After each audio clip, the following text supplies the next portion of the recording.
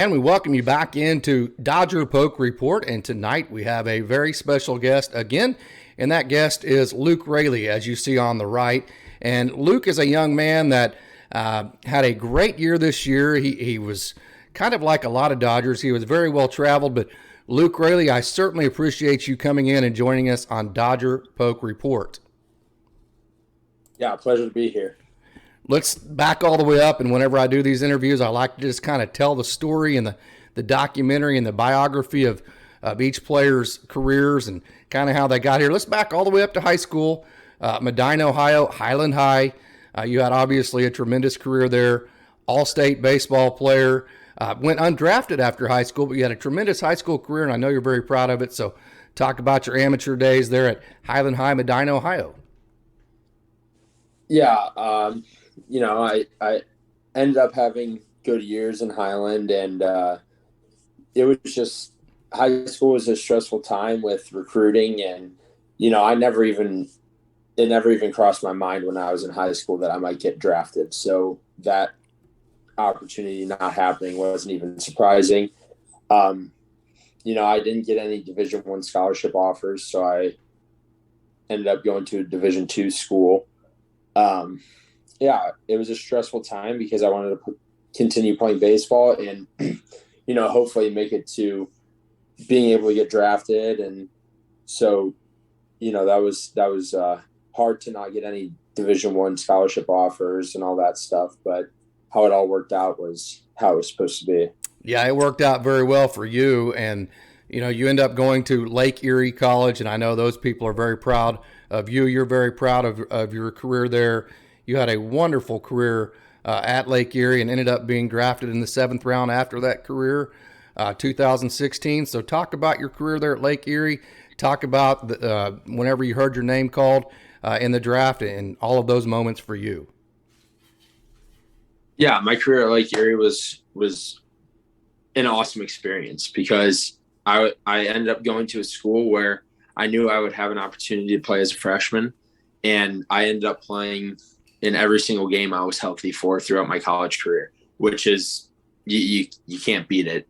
I mean, and that's why when so many people talk to you about going to college and everybody wants to go D1, and I'm truly a huge,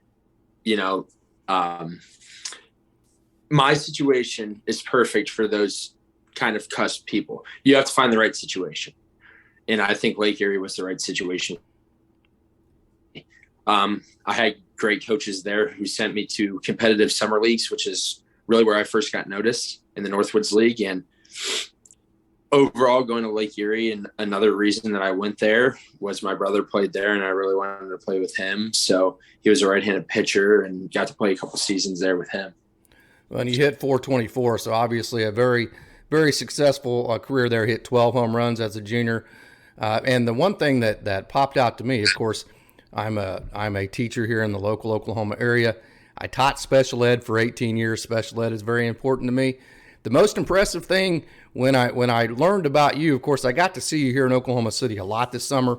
Just enjoyed watching your what I call the process of you getting ready for each game and each at bat and all those kind of things.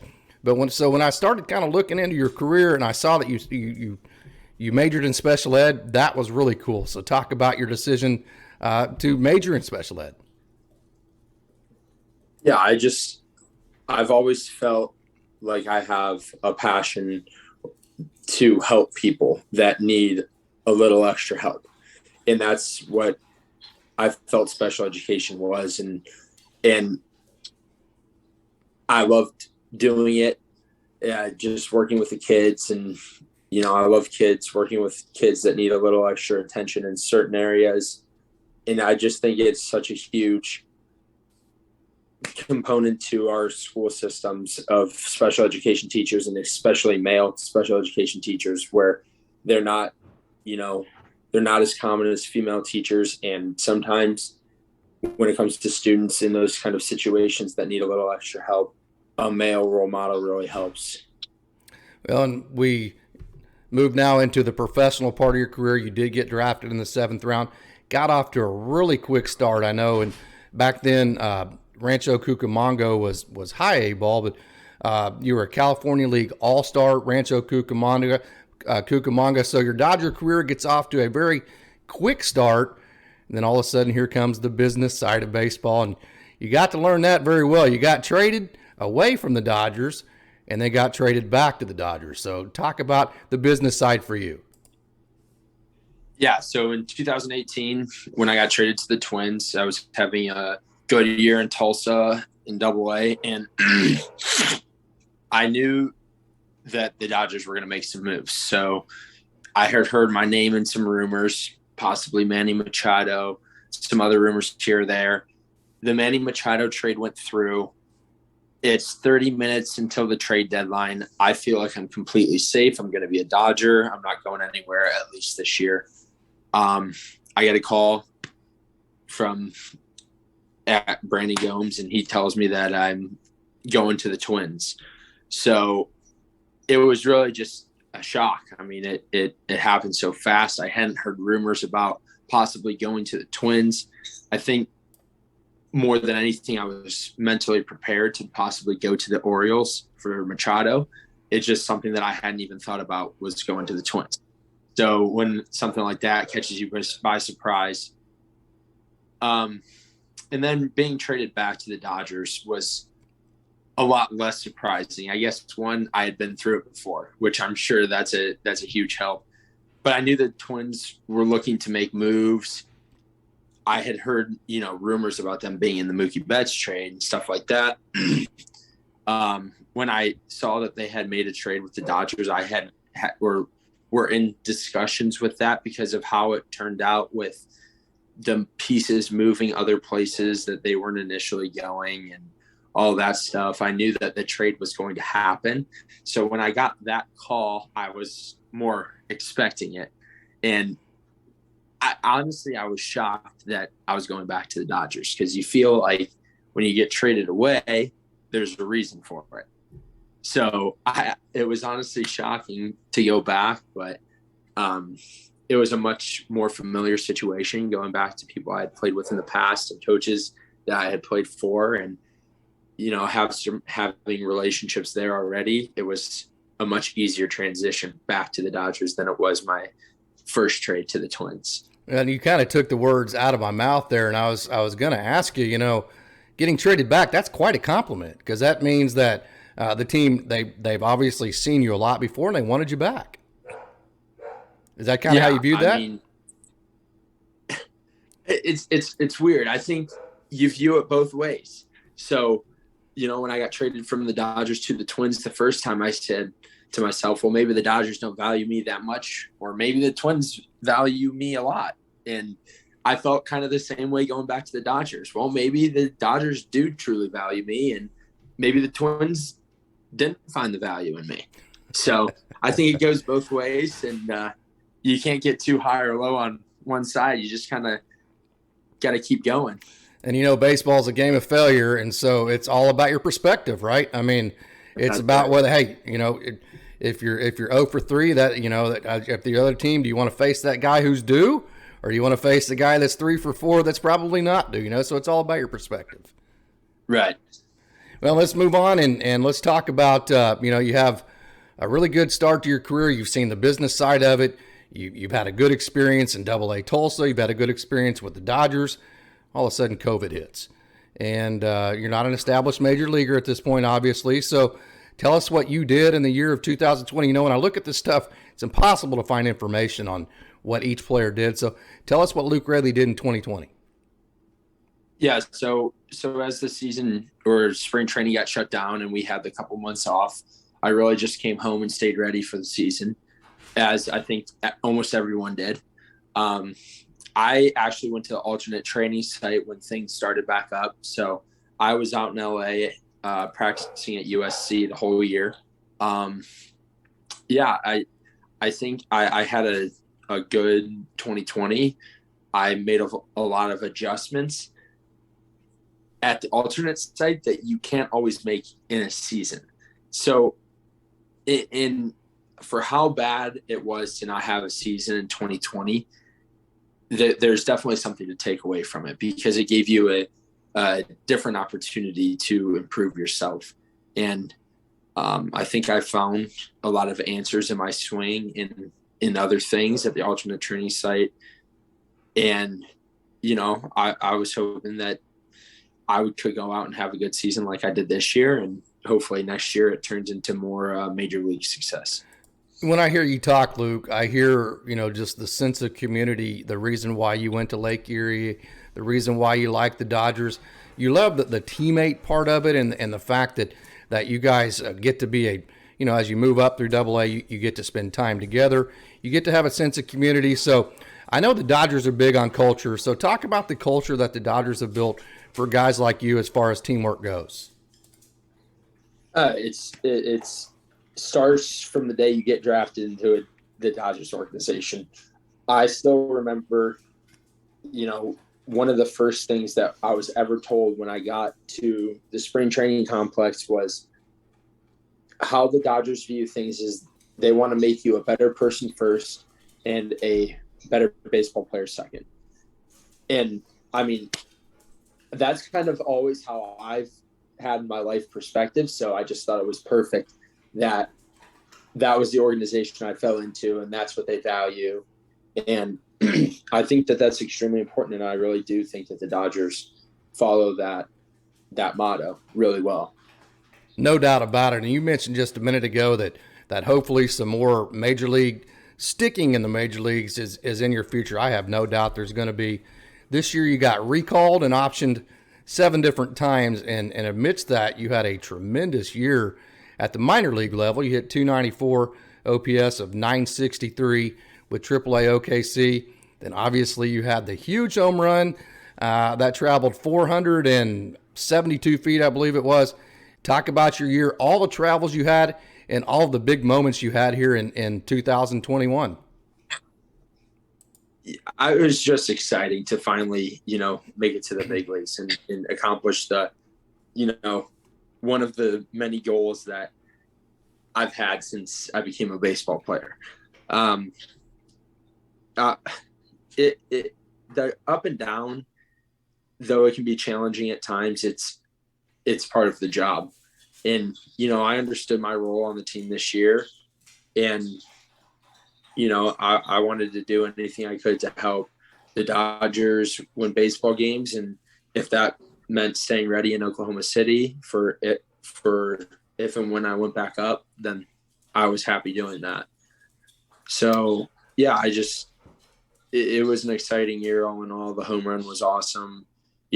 Just getting to feel the environment of a big league stadium and all that stuff. It was really exciting. 2 cool moments for me during that home run. Obviously, you just absolutely obliterated that ball. You must have had some serious adrenaline flowing through your body at that point to hit a ball to left center, more so center field as far as you did. 2 cool moments, though. Whenever you came into the dugout, you kind of let out just a breath like, wow, I can't believe I just did that almost type breath. I could be wrong there, but that's what it looked like to me. And the coolest part of it was your family got to see it and you got to experience it together. And I know that is a huge deal to you. Yeah. For the breath, I don't know if it was so much, I can't believe I just did that. It was more of, we're in a pennant race here in September, and I just, hit a home run to give us a 3-run lead at the time. And I think it was more like, all right, that like, I'm here and helping the team, and that felt good. So my mom actually got to come out to Colorado. That was the first game she'd ever seen me play in the big leagues. So it was just really exciting to be able to see her after the game and, talk to her and her get to experience that. She's done so much for me throughout my career. It was a special moment for both of us. Whenever you embraced your mother after that game, and obviously that was a huge moment for you, can you reveal to us the first thing out of her mouth something about that home run, or was it about your daily routine that a typical mom would ask? Honestly, I can't remember. I think I don't remember. I think we immediately started talking about how cool it was for her to sit in the stands and get to see me play on a big league field with a bunch of fans, and Colorado is a cool park, and Yeah. we just got to talking about the whole general situation that we found ourselves in, and I'm sure the home run came up shortly within the first couple of sentences, but I don't know if it was the first thing we talked about. That is an absolutely fantastic story. And, sometimes when you have guys like you that hit home runs like you did, people don't even hardly even see you as humans. It's almost like you're superhuman. And you forget whenever you hear these stories, a guy like me, when you hear these stories that you're just like everybody else. You have a mom and a dad, and you have emotions, and you have excitement, and you have all these kinds of things. It's just super cool to hear guys like you talk about those emotions. Yeah, for sure. I think that's something that's often forgotten, is that we're people too, and we have the same emotions, grew up the same way, you know, put our pants one leg at a time, just like everybody else. So it's just one of those things. We've worked hard to get to where we are, and we continue to work to better ourselves and put ourselves in better positions for the future. I have seen your routine and what I call the baseball process. And what the baseball process is to me is, how do you prepare? Baseball's such a game of failure that if you judge everything on results, you're always going to be in a bad mood, right? So the process is, what work do you put into the results that you get? Let's concentrate on the work that you put in and not the results. And having seen you, your process is impeccable. I mean, just everything you do is absolutely spot on. Perfect. It's a great example for the younger kids to follow. That brings me into my next question. What is an off-season routine like for a guy like Luke Raley that's right there on the fringe of being an everyday major leaguer? What are you doing here in this off-season? Same thing I've done every off season. As you said, the routine doesn't change. It's getting stronger, getting faster, getting more mobile, or getting more flexible. Anything that will help me in my career, I'm trying to do in the off season, and at the same time taking a step away from baseball for a couple of weeks at least, and then getting back into things, because it's always good to give yourself that mental break. I know sometimes when you don't get that mental break, you can run into some difficult points, and get that reset is extremely important. I think it's pretty obvious just listening to you talk when people get to view this and hear you just exactly how grounded you are. But, you go all the way back to your high school days, undrafted, Division II, get drafted, get traded, big home run, parents get to see it. Do you ever just stop and think, is this really me? Is this really my life? Am I really getting to do all these things? Do you ever have time to stop and think that way in the moment like that? Maybe not so much like in the actual moment, but I definitely have thought about that.